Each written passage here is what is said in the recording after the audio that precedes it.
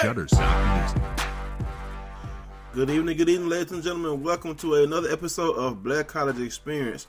I am one half of your Black College Experience team, Derek Thomas in Baton Rouge, and we have the founder of Black College Experience in Atlanta, Georgia, the one and only Diva Kels. What's going on, Kels? Hi, how are you? I'm doing all right. I'm doing fine. It's Sunday, and everyone knows what we do Sunday nights around this time. We talk HBCU sports. It is a great weekend. How has your weekend been so far? Weekend been pretty quiet. You know, I hadn't really done much this weekend. Been a lazy weekend. There's no football. You know, but hey, you know, I survive. Yeah, well, you know, everything is wrapping up right now. We're getting out of basketball season. It has been a pretty eventful weekend across the board for all sports. You have basketball that is wrapping up, getting ready to go into tournament time. You have tennis that's kicking off, softball, right. Baseball. So there are a lot Spring of things sports going on, and yeah, it is. It's a lot going on, and we don't want to hold it up. So we'll start here. This week, I will be heading over to Birmingham. Looks like, of course, the SIAC basketball will be taking place this week over in Birmingham. And, of course, you can still get the tickets. They're $10 for each day of the tournament. But they are also on championship day, which is on Saturday. They will be $20, which the women's basketball will play at 4:00, and then the guys will play at 7 to see, you know, who actually walks away. And of course, I've had an opportunity to talk to most of the coaches. I've talked to, you know. I talked to Coach Alfred Jordan, which, of course, is assistant coach over at Clark. I've talked to assistant coach Louis Sean, which we've interviewed over at Central State. He's pretty excited.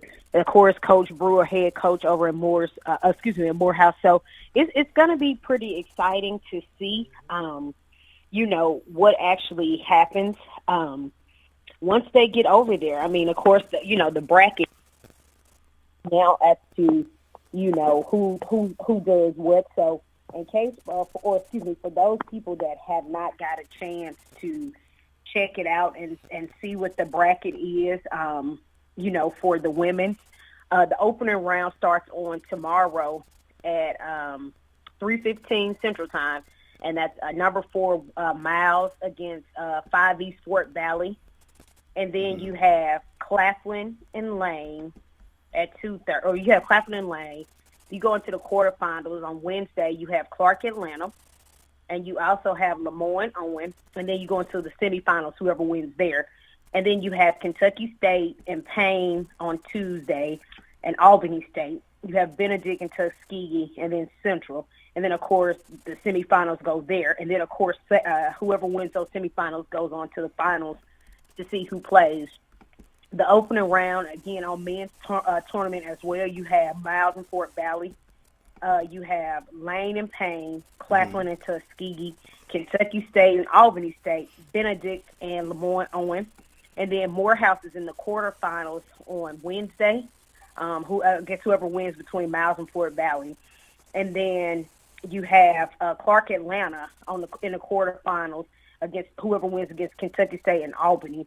And then you have Central State in the quarterfinals, whoever wins between Benedict and Lemoyne Owen.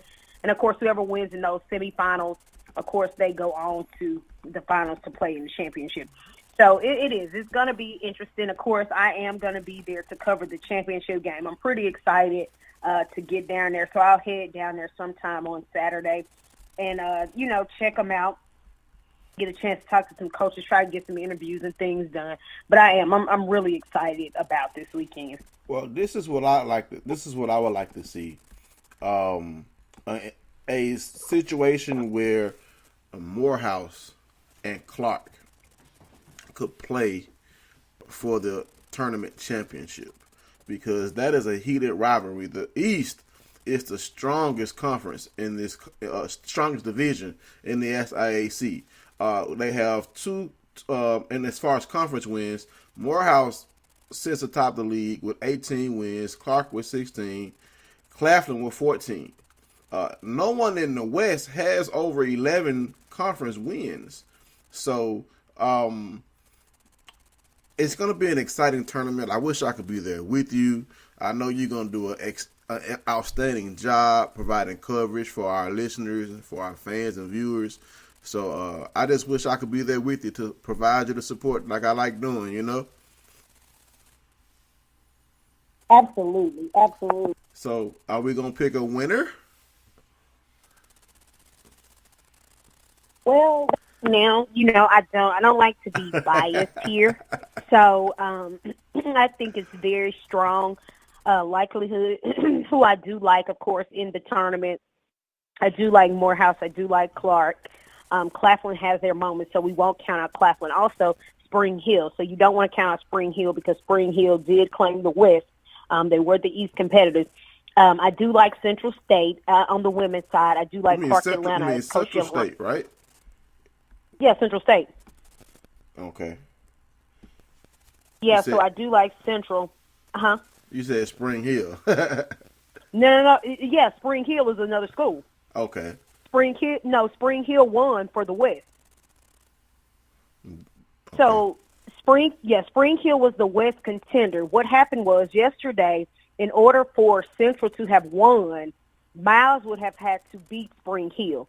Central lost to Spring Hill during the regular season, so they would have had to have beat, or Miles would have had to beat Spring Hill yesterday, and they didn't. That's the way Central would have got in, and they would have won they would have won the West, but they didn't. So Spring Hill did. So I do like Spring Hill. I do like Central, but I also like Clark Atlanta. So those are going to be the three top teams that I actually look for. And then, of course, over in men's, I'll be looking for Morehouse. You were talking about women. Yes. I was talking about the men. See, we need to get on the same page. I was thinking about the men. Yeah. That's why. Okay, I got you. I'm sorry. And so we had a little. We need to reboot. Yeah, you are right. Like, wait, yeah. Spring Hill is undefeated in the SIAC in their division. 12-0, awesome record for the ladies. And you know me, since I know you're talking about women's basketball now. Now you know, but yeah, congratulations to Spring Hill, and they are a strong contender. But last year it just was not like this.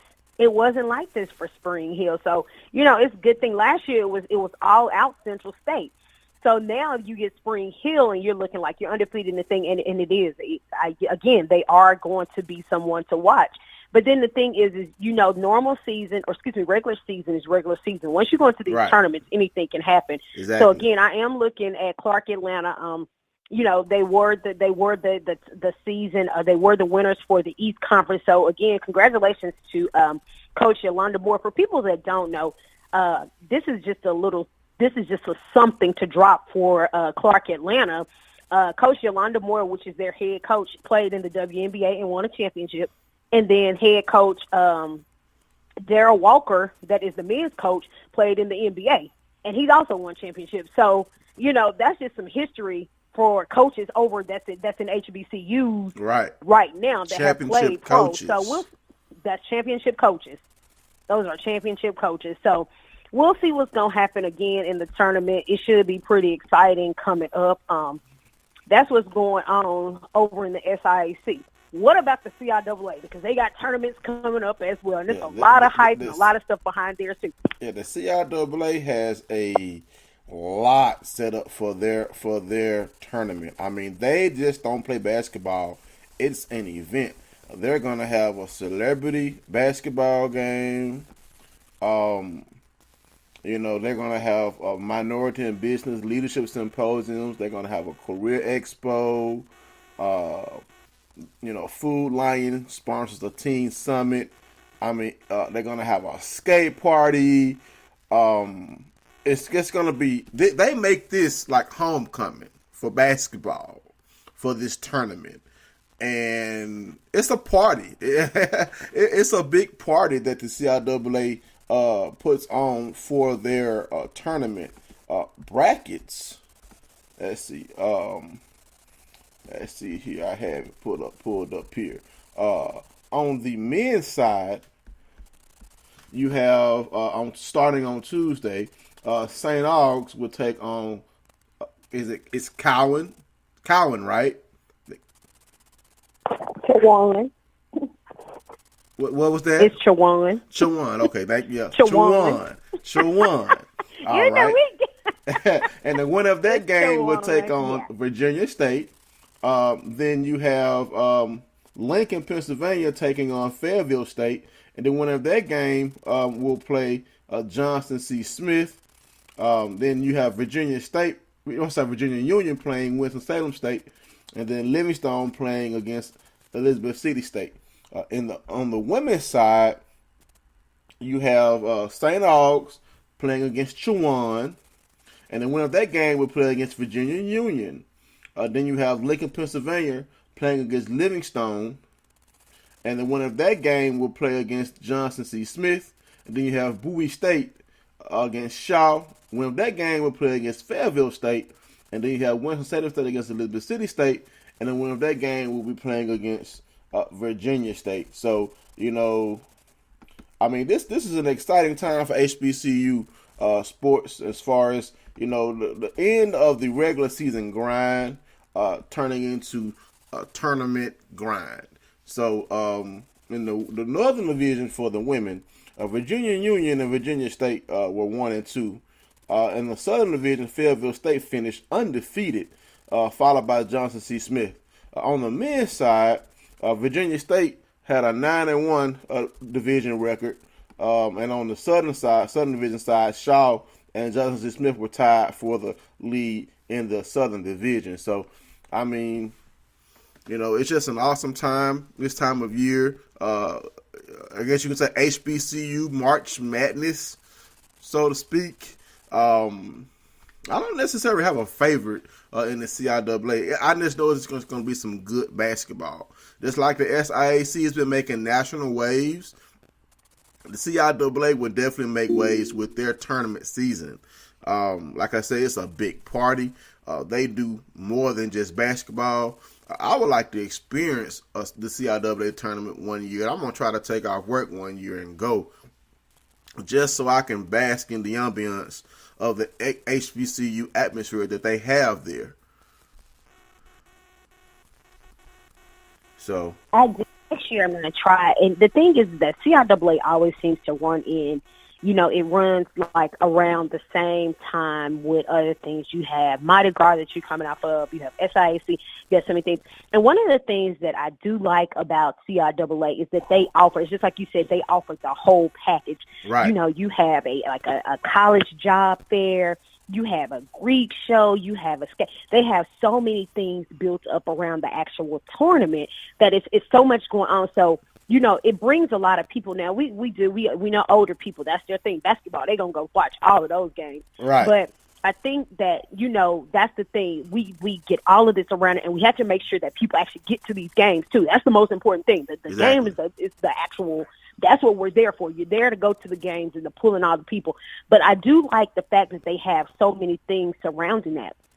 And one of the things I'm hoping for is somewhere here in the future is that SIAC can get the same draw when they can get a couple of get some sponsors, get more media, draw in more things, because I think that will be a really great thing for Birmingham. I think it would be really great to see things going on in Birmingham. It'll be really great to actually see, the same, like people. I think that's a great crowd, because when you look at it, the surrounding schools surrounding Birmingham, you have Clark, you have Morehouse, you have Miles that's in Birmingham, you have all these schools, Alabama A&M, Alabama State, places that's around the area that could gravitate towards Birmingham to actually get out and support these games. So I think it's also a great thing to start trying to look into, like how to build media. And then your SWAC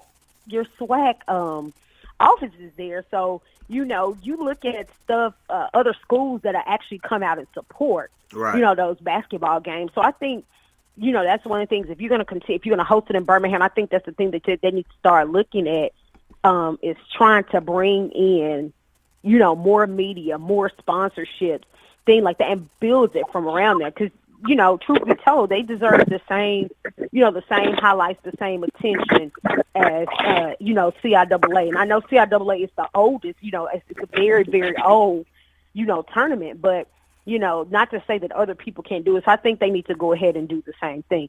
And let's go ahead and take a commercial break. All right, we'll be right back in 31 seconds with more Black College Experience. I already knew that I was going to go to college, from a young age. I definitely want to major in political science. After that, I'm going to get my law degree.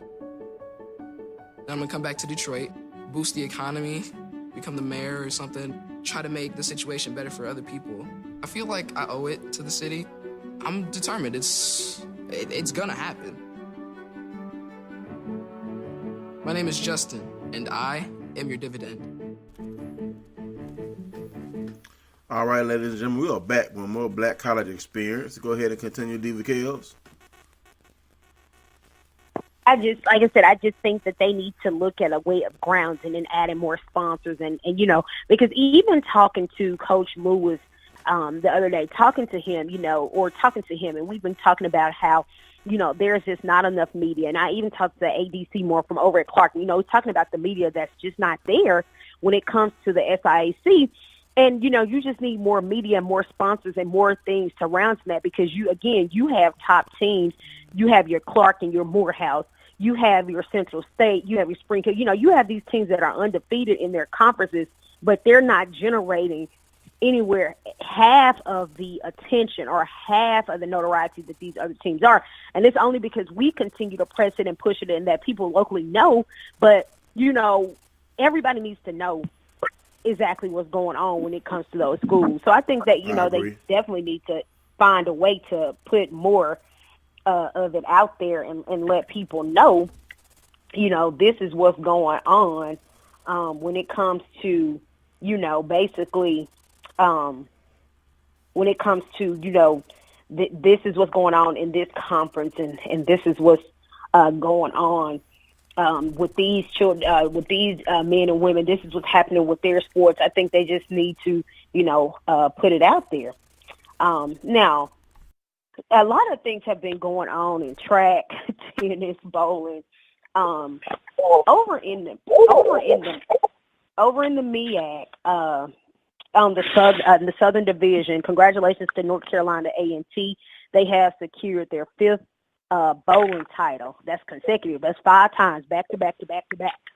I say it all the time about Alabama State. 5 times. I say it all the time about Alabama State being one of the most.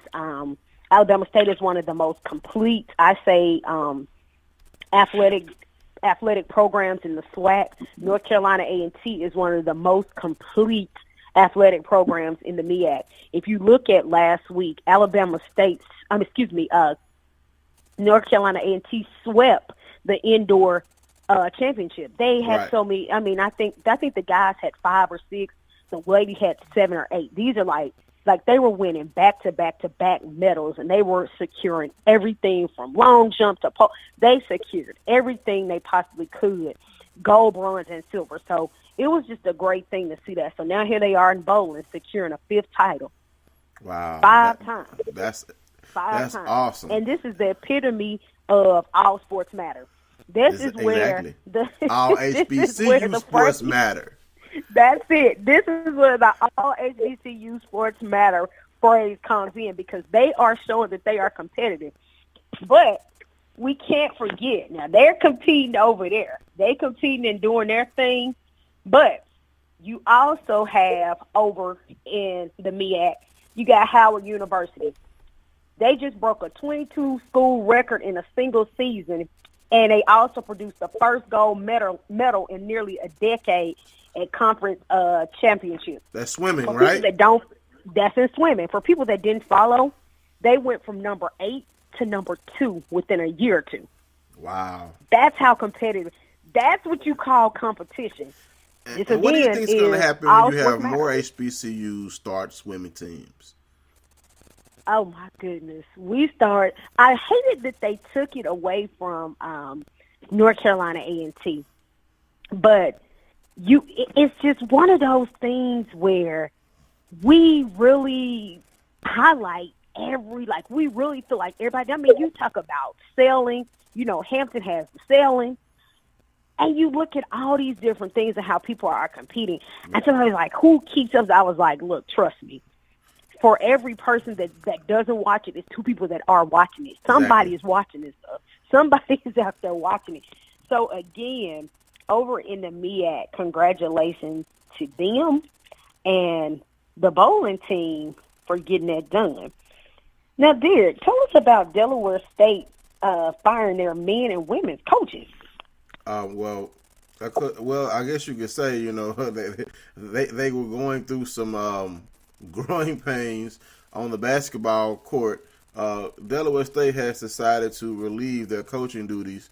That is, basketball coach Keith Walker and head women's coach Barbara Burgess were relieved of their duties today after being informed their contracts will not be renewed. The Hornet men have a 3-25 overall record and 1-12 record in the MEAC. Walker posted a 43-96 record, 27-44 MEAC with the Hornets since he's been the head coach. The women's basketball team is 5-21 overall record and 4-9 in the MEAC. Coach Burgess has compiled a 17-6-9 record, 12-33 in the MEAC since he was appointed as the head coach.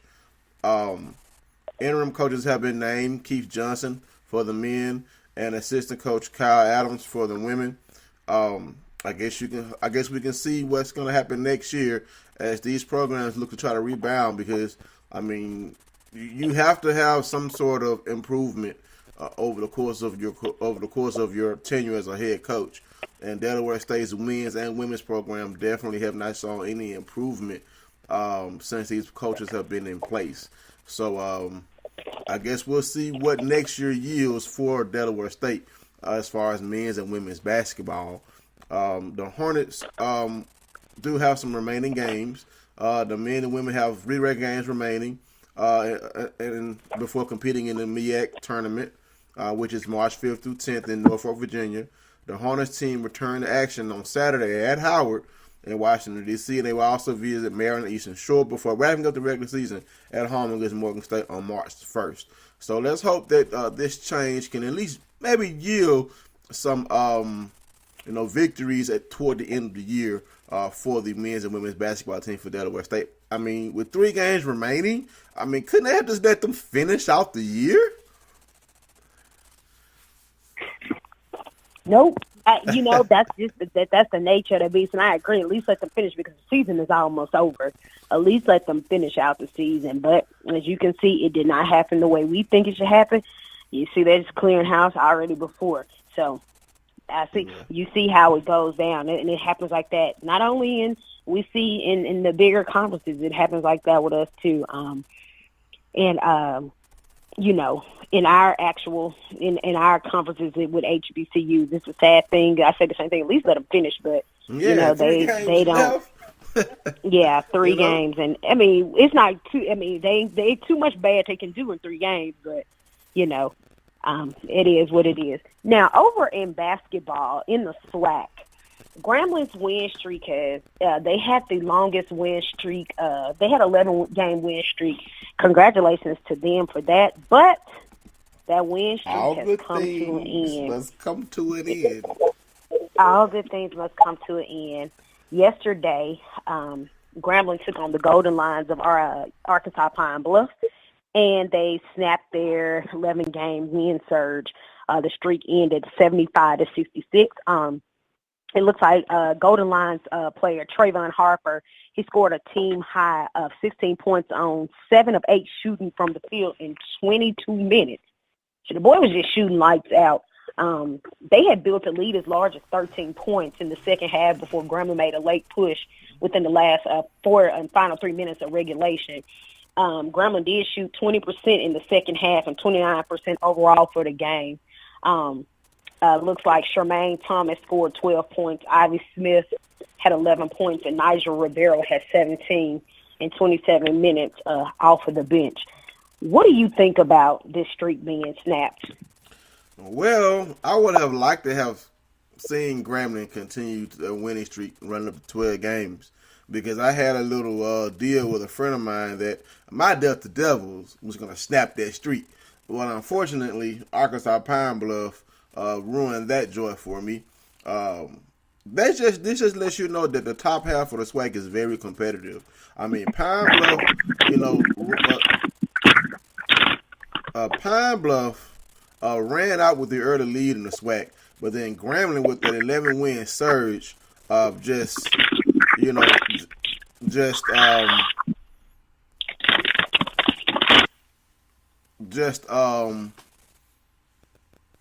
came back and took their spot. And right now your Jaguars are close behind both squads.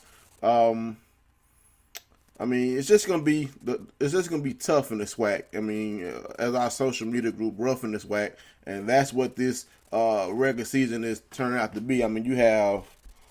You have 5 teams, two teams with 11 wins, 1 win with 2 wins, 2 with 9, and then Jack State right there with 8. So you got the top 6 teams all with winning records in the conference. There's not necessarily anyone that's just been dominant. Anyone can be beaten. My Delta Devils lost a 1-point decision to Jackson State. Texas Southern blows out Alabama A&M. Prairie View defeated Alabama State. Your Jags lose a 4-point decision to Alcorn. That's a shocker to me. Alcorn had 7 wins, but I just didn't see them being able to, with that win. If Southern would have been able to win against the Braves, it would have made a 3-way tie top of the SWAC with 3 teams with 11 wins. So that win does hurt Southern. But I think the Jags still are going to be a dominant team going forward when the tourney time comes. Because right now we're still 1 win. We're still 1 inch closer. So we're still closer to securing the title as far as women's basketball. And I think it comes down to this week or something. But hopefully they can pull it off.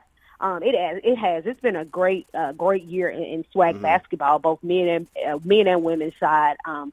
Grambling has played great basketball. Even looking over at women's basketball, Shekyla Hill, she almost had another triple-double last night. So, they've just been, it's been, like you said, it's been competitive across the board, and it's been a lot going on in the SWAC basketball. It's going to be interesting to see who ends up where. But the thing is like you said, those losses, they matter. Wherever you lose at and another team wins, it does. It makes a big difference. So hopefully this will be the case where, they can actually pull it off and see what happens.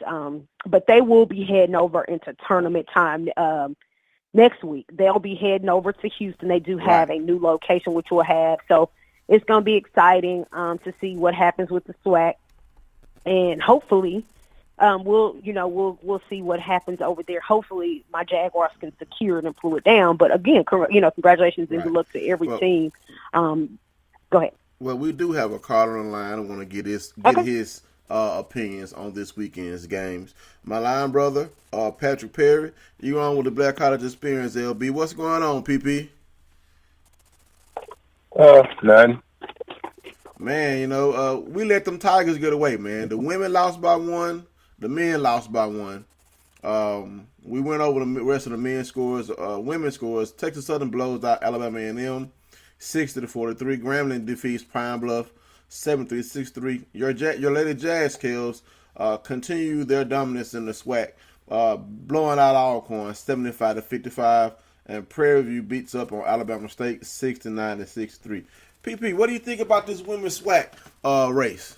With Southern leading 13-3, 13 wins, 3 losses. Texas Southern and Grambling tied for the second spot at 11-4. Prairie View at 10-5. Jack State at 8-7, and the rest is Alcorn at the Alabamas. The Pine Bluff and then Our Lady Devilettes bringing up the rear at 2-14. Yeah, I feel like it's going to be wide open at the top. Like on the men's side, like you said, on the men's side, there wasn't any dominant team. Yeah, the Jags got a 2-game lead, but I mean, they said 11 the teams have 11 wins. Yeah, that's gonna make it pretty interesting in the when they get to Houston a week and a half. Right. And then on the men's side, we all know right now, Grambling is leading.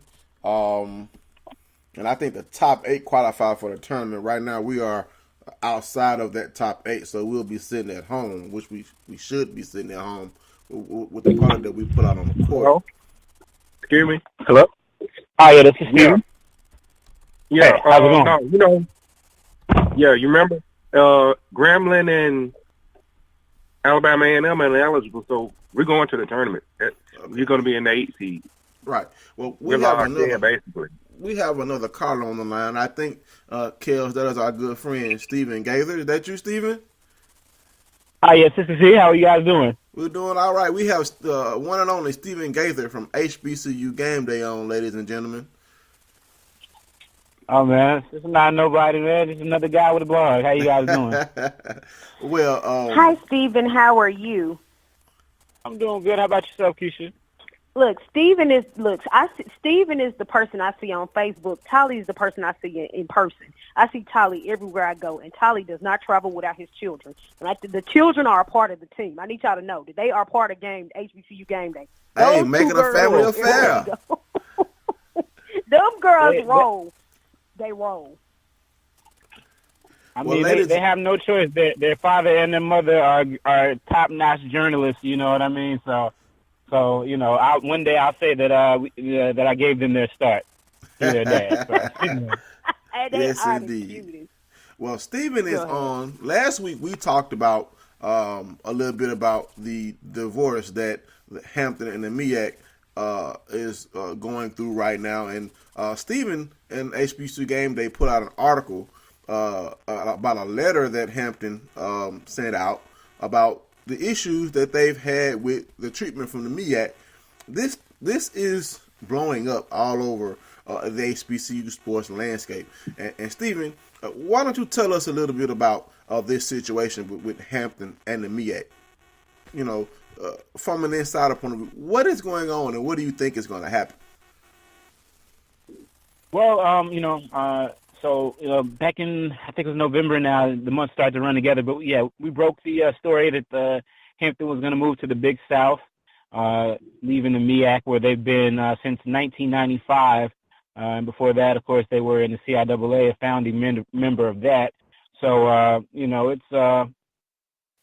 something that, we've known about for a while, and the originally, the intentions were from everyone's input that Hampton would play kind of a lame duck, 2018 football season and join the Big South and everything else except for football this year, and then join football 2019 going forward. But, and even at the Celebration Bowl, I was talking to Luke Williams from the Black College Sports page. He said he's talked to Dennis Thomas, the MEAC commissioner, and that was still his impression at that time as well.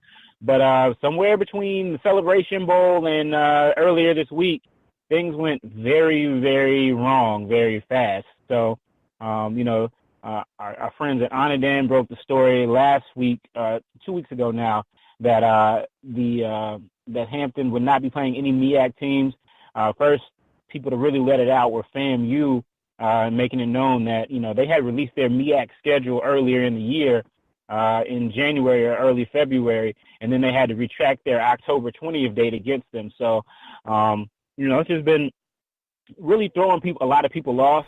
Right. For one, that because the way that things work in the MEAC, there are 11 teams that play football. Of course, you got the you got the 8 conference. You got the 8 conference games. So there's you don't play there's 2 teams a year that you don't play.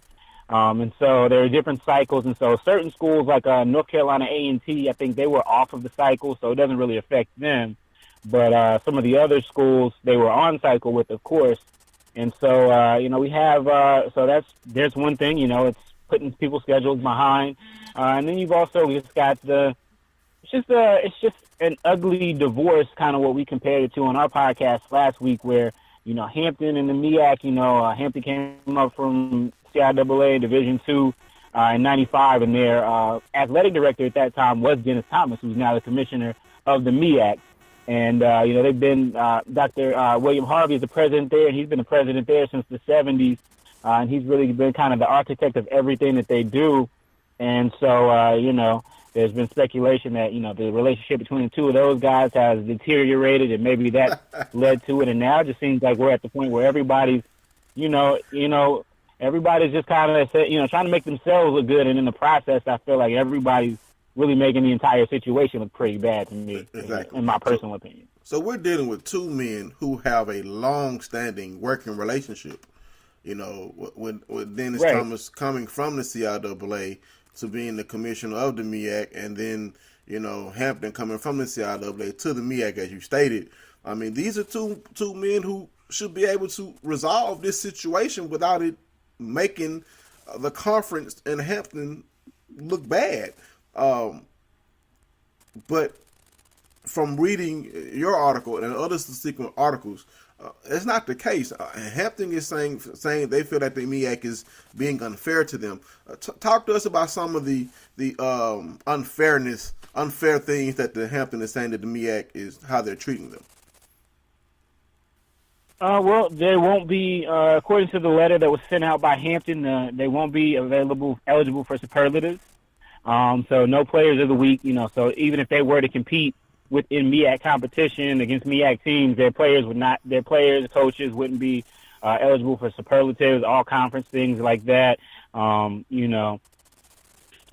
there's, and then of course, not being able to play the teams. And then apparently Hampton felt that, if they had competed in this year in the MEAC and they won the MEAC, that they would have a right to either go to the Celebration Bowl. And, that has been, and that was pretty shocking. Now, that was one of the things that was like, really, you really thought that you would be able to go to that and you're leaving. So, right. So those are that took a lot of people, including myself, by surprise that they really expected that. I mean, I expected them to play their MEAC schedule, go ahead and honor that, and then, try to move forward and see what they could do in the Big South. So that was some of the stuff. I mean, it's a 4-page letter, and I mean, it got pretty intense because, Hampton is one of those schools where, they are, historically, they're a school that has a long history and legacy, and there is no kind of. They have that bougie, they're part of that Black Ivy League that people, used to like to call and talk about. And even still to this day, they kind of, carry that type of stigma or that's the kind of vibe that people associate with them. So, so when the news broke that, and I think that's why you saw the letter come out now, when the news broke that they wouldn't be playing the MEAC schedule, everybody pretty much said, oh, so Hampton just thinks they're too good to play the rest of us? And Hampton, I guess they just said they were going to fire back and say, hey, no, we don't think that we're too good to play you guys. We wanted to play you guys, but, things have deteriorated to this point. So, I mean, but again, it got to the point where there was something in there where, I guess it just gets to, again, you hate to go back to relationships, but, when a relationship is going on, everybody's lovey-dovey, even at least when they're out in public, when they go out and it's time to, to take the kids out to something or, go to a festival or something, everybody at least tries to look happy, try to fake it till you make it. Right. But now, when the relationship is over with, everything that you didn't like about that person or everything that you really thought about that person, when things start going sour, it kind of comes out. So there was an interesting tidbit towards the end of the letter, which I caught it really of a second read, and it was basically talking about how the MEAC is 31st out of 32 Division I conferences in most power rankings.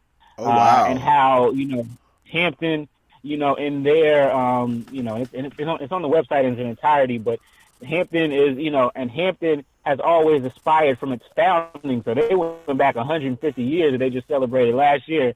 They said Hampton has always aspired to strive to be the best academically. So basically they were saying that, you know, they were leaving on the MEAC because the MEAC was at the bottom and they didn't want to be at the bottom anymore. So, you know, like you say, it's so that was in their letter. The MEAC has not released a letter yet.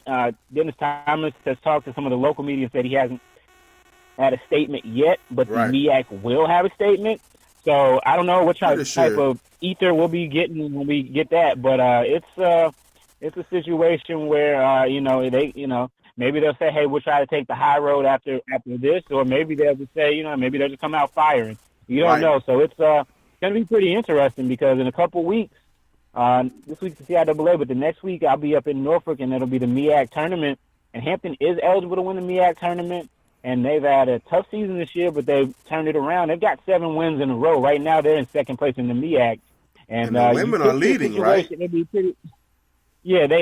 they this year they are eligible for the MEAC tournament and for the championship. So, you know, there's a very good possibility you could see Hampton, with everything that's going on within the MEAC, you know, with the MEAC and them leaving, you could see them in the MEAC championship game their last year. So wouldn't that be something? So it's I liken this time right now.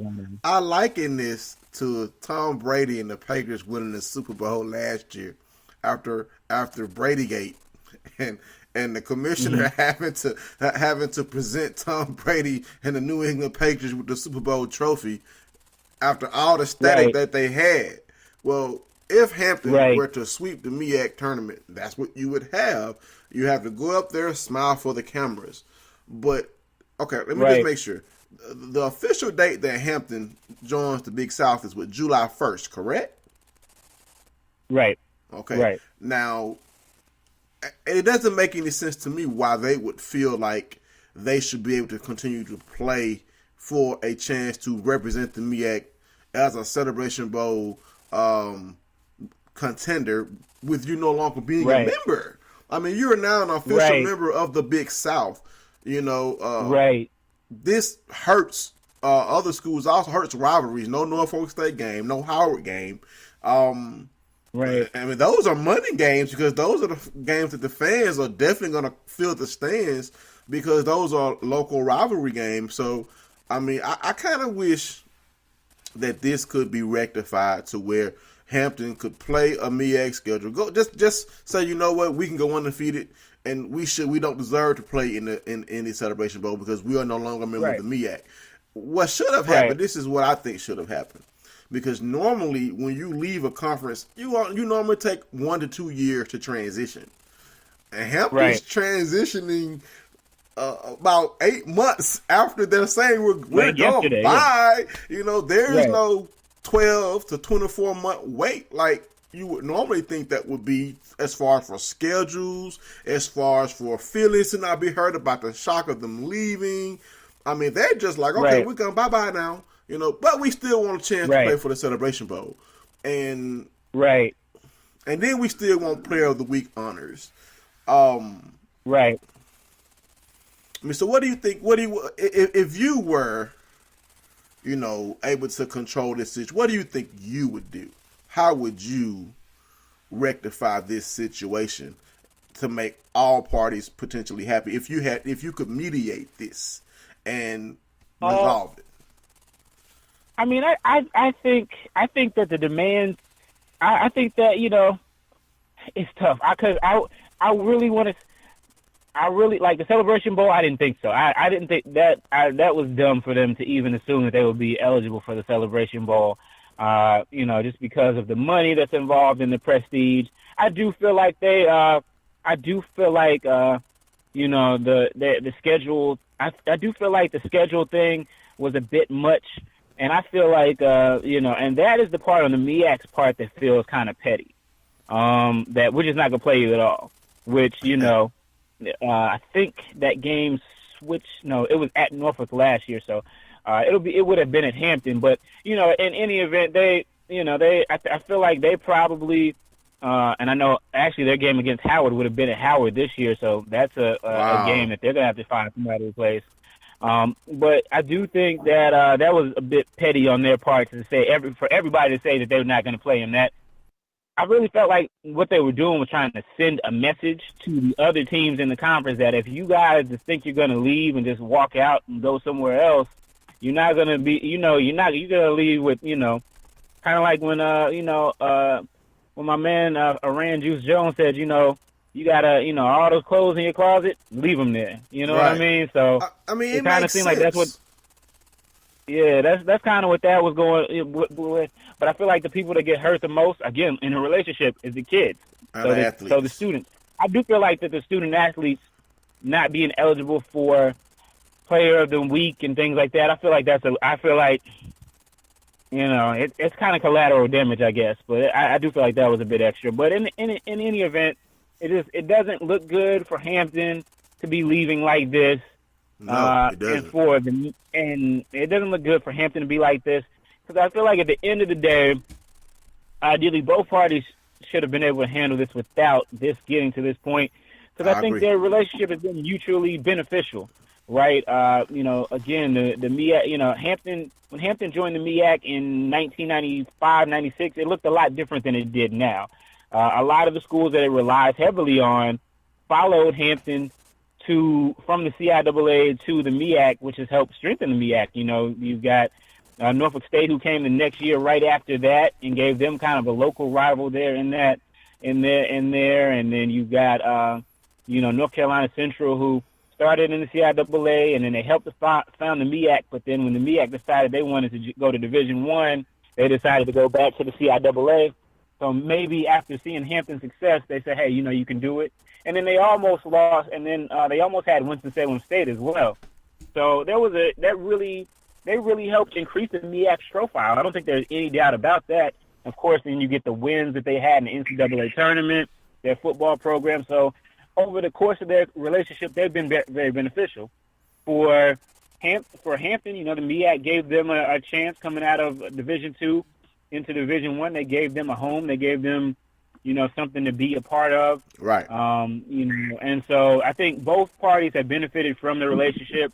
I don't really have a problem with them leaving and going to the Big South personally.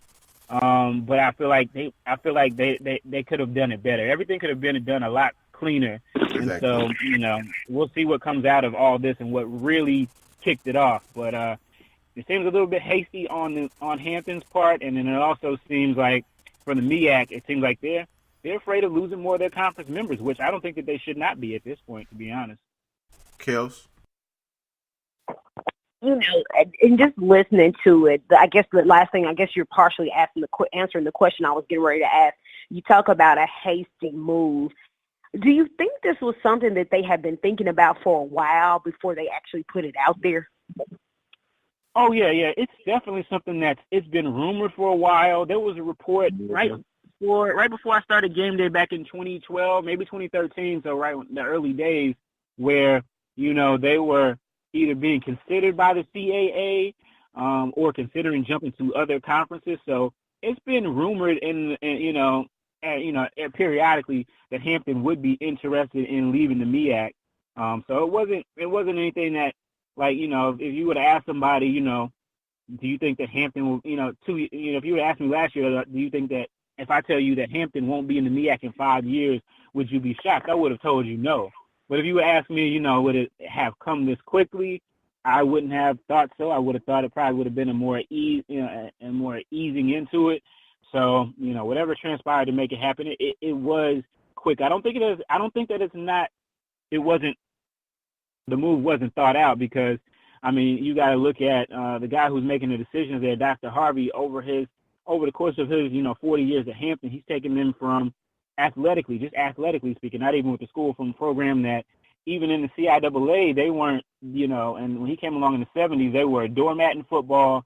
They were backseat to Norfolk State, Virginia Union, Winston-Salem State, all those in basketball. And so he turned them into a power at the Division II level, and then he got them to where in Division I, they've got that signature win, beating Iowa State in 2001. They've got, the first HBCU to have a Division I hockey team. Not hockey team, but lacrosse team. And some of the things that they've done there have been, he's accomplished a lot of things. And so I don't doubt his thought to move them, because I often wonder, sometimes I feel like that with HBCUs at the Division I level especially, when there's a group of them there, sometimes it's like they kind of puts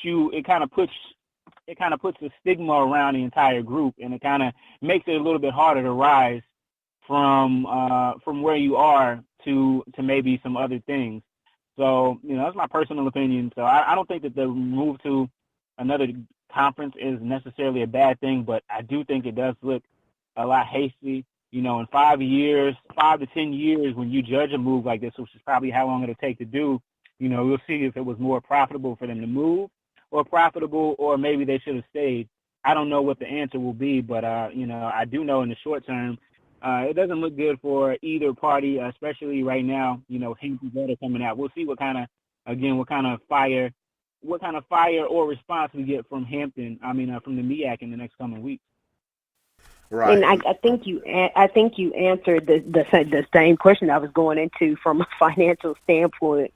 What would it look like? And a lot of times, as HBCU graduates, a lot of times we look at it as, you get to a point when you start winning and you start talking about Division I and you start saying, I beat every school in my conference. I beat schools around the conference. I beat schools that I've competed against and I've contended. Mm-hmm. Are we able to move on? And a lot of times you have to look at it from a financial standpoint. And you have to look at it, is it going to be a gain or is it going to be a loss? Now, I can see transitioning into, but a hasty move, I can't see. And a lot of times, people, they do. That's just like any regular job. You work hard to be promoted, to move on. Yeah. I personally, when you start does that start a trend would be my final question. Does that start a trend? Does that start other HBCUs to move away from those conferences to try to move into other conferences? That is $1 million question. That's really $1 million question. I've thought about this a lot. There's especially in this part of the country in North Carolina, there's rumors all the time that, people, forming committees to look at things like that, forming, some of the schools in the MEAC, Norfolk State, there's been a lot of people that have told me that they have considered moving back to Division II. You hear in North Carolina, A&T, they're really hot program right now. You got in football what they've done the last couple of years, winning those Celebration Bowl championships and being a great team in football. And then, you see what they're doing in track. They're really doing very well on a national level. And then their basketball program coming along as well. With all the transitioning that goes on in college in college sports, period, it's hard to think that inevitably, especially at the Division I level, that HBCUs won't be affected or courted or, as other schools move in and out. I think Liberty is one of the schools that's leaving, they're leaving the Big South for football. So they needed another football member. So, they see a Hampton there and they see Hampton maybe in a situation where they're looking to get out of. And so we'll have to see, it depends on, we'll see. Maybe, the Celebration Bowl, that's a great thing, but it really benefits mostly the conference and the team that is winning the Celebration Bowl, right? I think the other folks, they get some money here or there. It might be enough for, a couple of scholarships, a scholarship or two, which is always a good thing. But how much more profitable can it be? Hasty moves. They usually don't turn out too great. I went to Winston-Salem State here in North Carolina, and they tried to make the Division I move up, and like you say, the financial things about it, the financial realities were something that they just weren't prepared for, holistically, right. And it ended up where they had to, go back to Division II, and where money-wise, it was, easier for them to compete or, finding people that kind of had, same type of budgets. But it's, those hasty moves are tough to turn around. But, I think if there's anybody in HBCU them that can do it, or that has a track record of, taking risky moves and having them work, I think it's Hampton and Dr. Harvey over there again.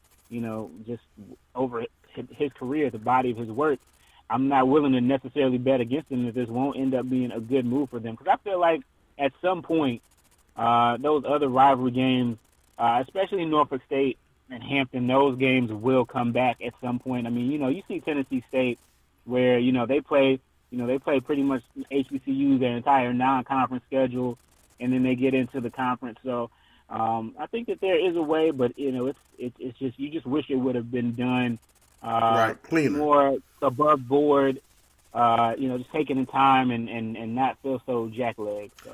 Exactly. I mean, if they would have done it, let's say, we're going to transition, have the official date be July 1st of 2019. That's a cleaner transition. The shock of the move is not as huge as it is now, because November, we're leaving. July 1st, we're officially gone, bye-bye. Then you want to say, we still want to play for your championship. I mean, something else I wanted to ask you, with you saying that, with Hampton leaving, the MEAC wants to try to safeguard its other members. Do you see anybody else trying to defect or leave the MEAC? And if so, what are some schools that the MEAC could potentially look to move to replace Hampton, besides Winston-Salem State, if they wanted to? No, I think money wise, they're still better off where they are. From my alumnus hat, I do miss competing. I do miss seeing them compete against the bigger schools. But now that I've gotten a little bit older, money wise, I see they have to they gotta get some fundraising things going before that they can really make that move. I know that to be in Division I sounds really great, but I know for Winston-Salem State, especially with football, when whatever division you're in, if you're losing, nobody really cares, and it's a lot tougher. People always want to say Tuskegee should move up because they have a great football team. Well, now the thing is Morehouse should move up because they have a great basketball team. Well, that's great, but one sport does not make a program. The reason it's tough to move from Division I to Division II is because from Division II to Division I is because you got to have more football scholarships, and then you got Title IX in there as well, so you got to up your scholarships and other things. So it takes a lot. It takes a big leap to go from one to the other, and even North Carolina Central, who's had a lot of success, they're still grappling with those issues. From they're trying to raise student athletic fees, but they're also trying to cut back on subsidies too. So it's a difficult road to navigate. And so but to your question about the about replacements, I feel like for the and I know a lot of people have thrown out Virginia State as a possible replacement for Hampton. I don't know if I'm Virginia State. I'm looking at they have a nice new arena. And I'm a nice new arena, basketball-wise. They got their football facility. They updated it. They're a nice school, and they're up and coming on the fast track. But I look at it, and I look at their enrollment numbers, and I just saw yesterday they're less than 5,000, which I thought they were a little bit more than that. Less than 5,000. So there are a couple of schools in the CIAA who have bigger enrollments than they do. Fayetteville State, Winston-Salem State, and Bowie State for sure have bigger enrollments that they do. And also the state of Virginia has also instituted a cap that is hurting Norfolk State. And that is, you can only, as a FCS Division I program, you can only fund so much of your athletic budget on student fees. Wow. So, it's tougher. And that's why, there's been the talk of them moving back to Division II because, they had to, a lot of their budget, they lost millions of dollars because of that move for their athletic budget. So that makes it harder. Well, and so, would you think that the MEAC would do something like this? Perhaps try to get a PWI FCS independent to join the MEAC. What do you think about that? Yeah, I think that's definitely a possibility. So right now, they've got 13 schools. Once Hampton and Savannah State are gone, they will be down to 11, and only 9 of those play football, remember, because Coppin and Maryland Eastern Shore do not play football. So you got an 11-team. You've got an 11-team basketball league, and you've got a basketball and other sports, and then you've got a 9-team football league. Do you try to go and add a 10th team and possibly make into divisions? Because that's the other thing with the MEAC that's tough. You got your Delaware State way up at the top. You got your patch of Maryland schools there. You got, you had the patch in Virginia in the middle, but now one of those are gone. And then you've got the North Carolina schools and the Carolina schools, and then you got Savannah State gone, and then you got Florida. Because they're so stretched out and not having divisions, that is one thing that they would maybe look to do, make divisions and make travel and things like that a little bit more regular and things like that. But I think that was probably the best way to go because, you look at it, their strategy for growth the last 2 decades has been to find programs that are at the Division II level looking to move up. It's worked out in most cases. It didn't work out at Winston-Salem State. And even, North Carolina Central, again, they've had success. They're winning, but it's still a struggle. So, you maybe look at a team that is already that has proven that they can compete in Division I already. You don't have to ingrain them. You don't have to worry about, 5 years down the line, are they going to pull the plug?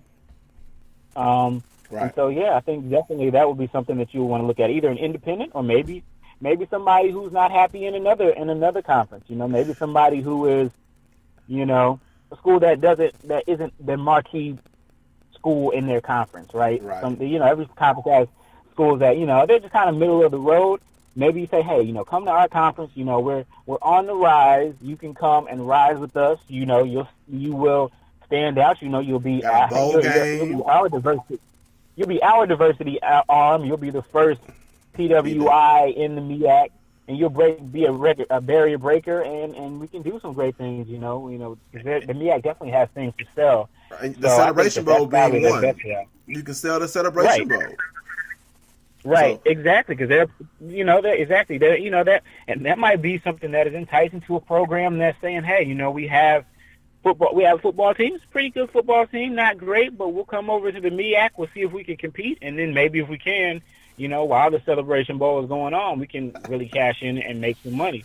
So I think that's kind of, honestly, that will probably be my thing, and also being an HBCU guy, I really don't want to see one of the other conferences suffer by losing one of their marquee. I like to keep everybody as strong as they can be. Exactly. So that's kind of how I feel on that end. But there's North Carolina A&T. They've had a lot of success. I'm sure they're very attractive to a lot of conferences. I'm sure there's someone that a lot of conferences would like to have a feather in their cap. And then you say, and our North Carolina A&T, North Carolina Central, now that they are once again rejoining together back in the MEAC, and their rivalry has grown again, resurged. Would that be would they be a package deal? I don't know. And so it's a lot up in the air. I think the next 4 to 5 years for HBCU sports period, I think is going to be very interesting as far as what moves are made. Because we've been doing this experiment in Division I HBCU sports for 35 years. Right. As to can we get a program together that's a basketball power every year and that can win some NCAA tournament games. We haven't had anybody win back-to-back games in back-to-back years, so I don't know what the answer for that is. When they stop making us play them 1 seeds. That's what we need. Stop letting us play them 1 seed. Right. Let us play a 12 or 10.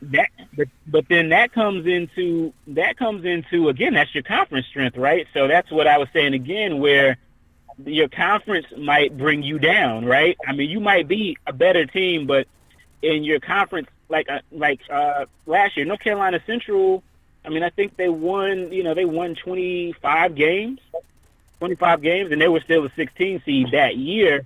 Because they won the MEAC, but they didn't have a lot. They really, outside of that, I think they won a couple of games, but they were against not the greatest schools as well. So I think sometimes, it's a matter of the conference affiliation may be bringing you down. I don't know. I'm not saying that that's the case, but maybe that's, again, what it is. But so I don't know. We'll see.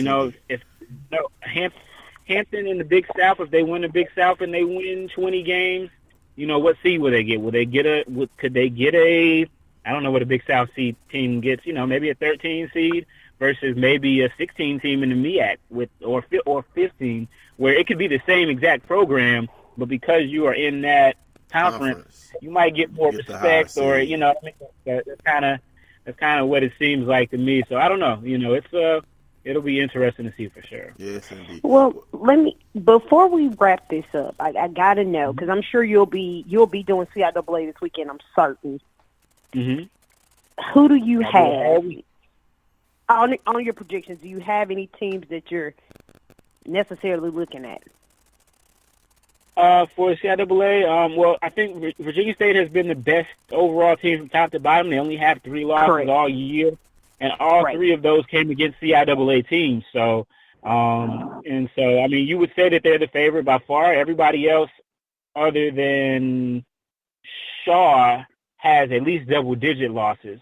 So I've actually been a fan of Shaw all year. For people who aren't really familiar, Shaw is in Raleigh. I think they were actually the first HBCU south of the Mason-Dixon line. So they're I think they're one of the founders of the CIAA, along with Hampton and Howard and Virginia Union, I think, are in there as well.